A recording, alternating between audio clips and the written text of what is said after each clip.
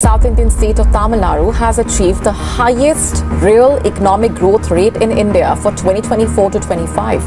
आयोग के सीईओ अमिताभ कांत ने एक बयान दिया है। उन्होंने देश के पिछड़ेपन के लिए उत्तर प्रदेश और बिहार को जिम्मेदार ठहराया है। हजूरे आला आज तक खामोश बैठे हैं इसी गम में, महफिल लूट ले गया कोई जबकि सजाई हमने। अगर आप बाकी देश के राज्यों में देखें तो बहुत बदलाव आया है, लेकिन यूपी के गांव में, यूपी के ग्रामीण जीवन में अब इतना बदलाव नहीं आया। यूपी 10-15 साल से 20 साल से कुछ पीछे रह गया है। ऐसे क्यों हुआ? मैं आदित्यनाथ योगी।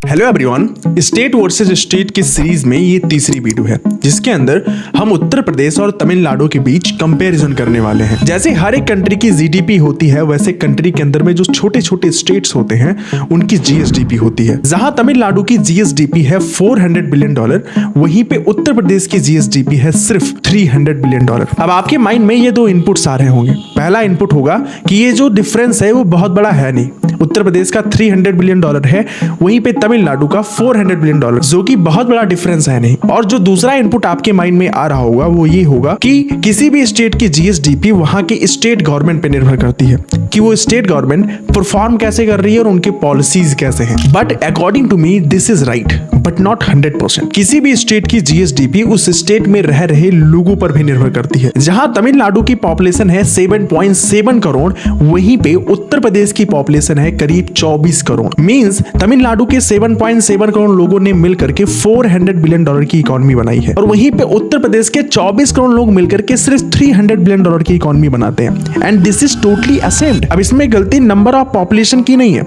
इसमें गलती है पर कैपिटा इनकम की। जहां पे तमिलनाडु के अंदर में पर कैपिटा इनकम है 3.5 लाख रुपीस, वहीं पे उत्तर प्रदेश के अंदर में पर कैपिटा इनकम है सिर्फ 93,000 रुपीस। हियर मींस जब आप कमाओगे ही नहीं तो आप खर्चा कैसे करोगे? And economy is all about consumption. जितना ज्यादा स्टेट के अंदर में कंजम्पशन होगी उतना ज्यादा इकोनॉमी ग्रो करेगी। कंजम्पशन के इस मेथड को समझाने के लिए मैं आपको एक एग्जांपल के थ्रू समझाता हूं। मान लो दो इंसान है, पहला है रामू, दूसरा है सामू। रामू बिलोंग करता है उत्तर प्रदेश से, लेकिन सामू बिलोंग करता है तमिलनाडु से।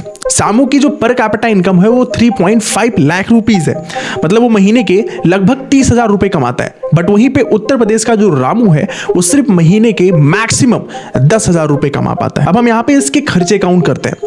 रामू जब 10,000 रुपए की सैलरी पाता है तो उसकी ग्रोसरी, उसका रूम रेंट, उसके बच्चों की पढ़ाई और कुछ मेडिसिन जो इमरजेंसी केसेस होते हैं उसमें टोटल उसका कुल खर्चा हो जाता है और उसको बचते हैं सिर्फ 2,000 रुपए। बट इसी केस में जब आप सामू के पास जाएंगे तो उसकी सैलरी है 30,000 रुपए, वो महीने के 30,000 रुपए कमाता है। और जब वो अपना ग्रोसरी, रेंट, बच्चों की पढ़ाई और मेडिसिन और कुछ इमरजेंसी खर्च निकाल देता है तब भी उसके पास महीने के 10,000 रुपए बच जाते हैं। और जब उसके पास 10,000 रुपए बच जाते हैं तब वो एक्स्ट्रा खर्चा करता है। वो अपने फैमिली के साथ बाहर डिनर पे जाता है, सिनेमा देखता है, अच्छे कपड़े खरीदता है और इसके बाद घूमने जाता है। और श्यामू 5वें महीने पे अपने फैमिली के साथ बाहर घूमने भी जाता है। सो जब श्यामू बाहर घूमने जाता है तो वो एक्स्ट्रा खर्चा करता है। सो जब श्यामू 10,000 रुपए महीने बचाता है और उसको खर्चा करता है तो उससे कमाने वाले लोगों की साइज बढ़ जाती है और वो ज्यादा कमाते हैं। और जब वो ज्यादा कमाते हैं तो वो भी ज्यादा खर्चा करते हैं, जिससे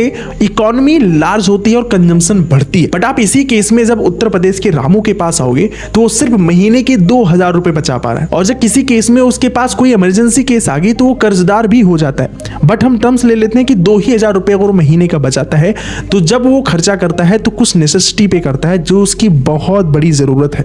तो वो ना घूमने जाता है, ना फैमिली के साथ कभी डिनर पे जाता है और ना ही कहीं वो ट्रेवलिंग पे दूर किसी स्टेट में जाता है घूमने के लिए, जिसकी वजह से उसकी जो एक्सपेंडिचर कैपेसिटी होती है वो बहुत ज्यादा कम हो जाती है। और ना तो रामू ज्यादा खर्चा कर पाता है और ना ही रामू से ज्यादा कोई कमा पाता है। इससे उत्तर प्रदेश की जो कंजम्पशन है वो बहुत ज्यादा घट जाती है, जिसकी वजह से इकोनॉमी स्लो हो जाती है। और ऐसे ही कुछ इकोनॉमी की ग्रोथ में रिस्पॉन्सिबल होते हैं उस स्टेट में रहने वाले लोग। अब आपके दिमाग में एक सवाल आ रहा होगा कि तमिलनाडु ने ऐसा क्या किया जिसकी वजह से उनकी पर कैपिटा इनकम बढ़ गई, और वहीं पे उत्तर प्रदेश ने ऐसा क्या नहीं किया जिससे उनकी पर कैपिटा की हालत खराब हो गई। देखो इसके कई सारे रीजंस हैं, लेकिन हम यहाँ पे सिर्फ 3 रीजंस के बारे में बात करेंगे। और जो लास्ट वाला रीजन है वो हम उत्तर प्रदेश के पूर्व मुख्यमंत्री मुलायम सिंह यादव जी द्वारा सुनेंगे। एंड आई प्रॉमिस कि वो दो रीजन जानने के बाद आप पूरी तरीके से शॉक्ड हो जाओगे। सबसे पहला रीजन है लिटरेसी रेट। 1950 में तमिलनाडु की लिटरेसी रेट थी करीब 25% और वहीं पे उत्तर प्रदेश की लिटरेसी रेट थी सिर्फ 12% और देश की एवरेज लिटरेसी रेट थी 18%। अगले 10 साल बाद 1961 में तमिलनाडु की लिटरेसी रेट बढ़ करके 36% हो गई और उत्तर प्रदेश की वहीं पे लिटरेसी रेट 17% ही रही। अब इतना बड़ा गैप क्यों? क्योंकि 1950 में तमिलनाडु के चीफ मिनिस्टर बनते हैं के कामराज जी। के कामराज जी जो कि एक बहुत गरीब परिवार से आते थे, बचपन में ही इनके पिताजी का देहांत हो गया था। घर की आर्थिक स्थिति सही ना होने की वजह से ये कभी स्कूल नहीं जा पाए और इसलिए जब वो चीफ मिनिस्टर बने तमिलनाडु के तो उन्होंने सबसे पहले एजुकेशन पर फोकस किया। स्टूडेंट्स को रिटेन करने के लिए और ड्रॉप आउट्स को कम करने के लिए उन्होंने पहली बार प्राइमरी एजुकेशन में मिड डे मील इंट्रोड्यूस किया, जिसके बाद बच्चों की एडमिशन की संख्या बढ़ी, ड्रॉप आउट्स कम हुए और बच्चे रिटेन होने लगे और इसका नतीजा यह निकला कि 10 साल के अंदर ही तमिलनाडु की लिटरेसी रेट बूम कर गई। और अगर हम यहीं पे उत्तर प्रदेश की बात करेंगे तो उत्तर प्रदेश के अंदर में पॉलिटिक्स, एजुकेशन और डेवलपमेंट पर नहीं थी, बिहार के तरीके कास्ट पर थे। देखिए इलेक्शन आता है ना तो सबसे पहले जो कास्ट वाले रहते हैं वो कहते हैं, मान लीजिए अब यादव कास्ट है, वो कहेंगे कि यादव को बनाइए, ठीक बात। अब हम लोग निषाद हैं तो निषाद वाले बोलेंगे मतलब निषाद को बनाओ। और इसका नतीजा ये निकला कि उत्तर प्रदेश की लिटरेसी रेट कभी फास्ट स्पीड में बढ़ ही नहीं पाई, जिसकी वजह से उत्तर प्रदेश के लोग पढ़ लिख नहीं पाए।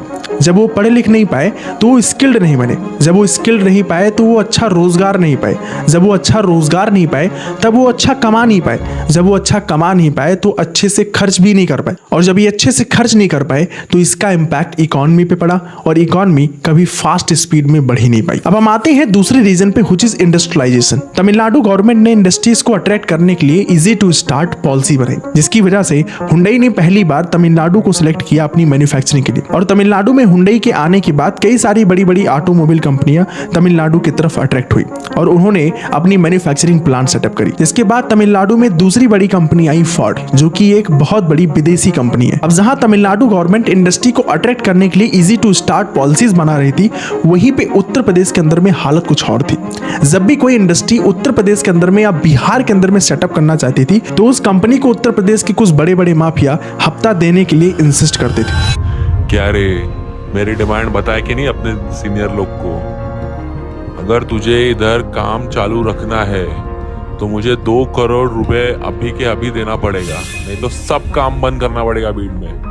तेरे से नहीं हो रहा है तो मेरे को दे सीनियर का नंबर तेरे। जिसकी वजह से बड़े बड़े इंडस्ट्रियलिस्ट उत्तर प्रदेश के अंदर में अपना सेटअप लगाने से डरते थे और वो किसी और स्टेट में चले जाते थे इंडस्ट्री को सेटअप करने के लिए। और इसका नतीजा यह निकला कि जब स्टेट के अंदर में इंडस्ट्रियलाइजेशन नहीं हुआ तो लोगों को अच्छा रोजगार नहीं मिला, जब रोजगार नहीं मिला तो फिर वो उस तरीके से ग्रो नहीं कर पाए। तमिलनाडु गवर्नमेंट तमिलनाडु के लोगों के एम्बिशंस को देख करके फीमेल वर्कर्स को नाइट शिफ्ट करने के लिए भी अलाउ कर दिया और जिसके बाद तमिलनाडु के फीमेल और फोर्स ने तमिलनाडु की इंडस्ट्री में 41 to 45% कंट्रीब्यूट करने लगी। बट वहीं पे उत्तर प्रदेश में महिलाओं को एजुकेशन लेने के लिए भी रोक दिया जाता था क्योंकि वहां के लोग मानते थे कि ये सेफ नहीं है और जिसकी वजह से महिलाओं में कभी करेज नहीं आई और इसका नतीजा ये निकला कि वो फीमेल वर्कफोर्स में कंट्रीब्यूट भी नहीं कर पाई। अब हम आएंगे तीसरे रीजन पे, जो कि मैंने आपको पहले भी बताया था कि ये रीजन आपको शॉक्ड कर देगा। इस रीजन का विश्लेषण खुद पूर्व मुख्यमंत्री मुलायम सिंह यादव जी करते हैं। आप ये क्लिप देखो जरा। उत्तर प्रदेश के पिछड़ेपन के और पीछे रहने के कारण 3 मुख्य थे।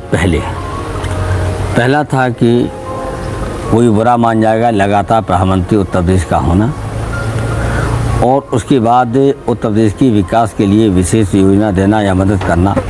उनको लगता था कि अन्य राज्य हमसे नाराज हो जाएंगे। मुलायम सिंह यादव जी ने जो भी कुछ बताया है इस क्लिप के अंदर में, इस रीजन को कहते हैं lack of fund provided by central government. Previous year में उत्तर प्रदेश को इंस्पायरिंग लीडर का अवार्ड मिला, जिसका मतलब ये है कि सबसे ज्यादा लोकसभा के मेंबर्स उत्तर प्रदेश से ही चुन करके गए और जिसके साथ साथ 7 से 8 इंडिया के प्राइम मिनिस्टर उत्तर प्रदेश के लोकसभा सीट से ही बिलोंग करते थे। उन्होंने कभी उत्तर प्रदेश पर स्पेशल फोकस नहीं किया। स्पेशल फोकस इसलिए नहीं किया क्योंकि उनको लगता था कि अगर हम उत्तर प्रदेश पर स्पेशल फोकस करेंगे, स्पेशल फंड देंगे उत्तर प्रदेश को डेवलप करने के लिए, तो अदर स्टेट को लगेगा कि ये पक्षपात कर रहे हैं, जिसकी वजह से आगे लोकसभा में कंटिन्यू कर पाना बहुत ज्यादा मुश्किल था। और ये एक बहुत बड़ा रीजन है उत्तर प्रदेश का डेवलपमेंट में पीछे रह जाने का। ये कुछ मेजर्स रीजन है जो कि हमने डिस्कस किए और मेरा ये वादा है कि ऐसे ऐसे बहुत सारे वीडियोस जियो पॉलिटिक्स पे और अपने डेवलपमेंट पे और कौन से ऐसी पॉलिसीज हैं जो मैटर करती हैं हमारे ग्रोथ पे, हम सब कुछ डिस्कस करते हैं इस चैनल पे।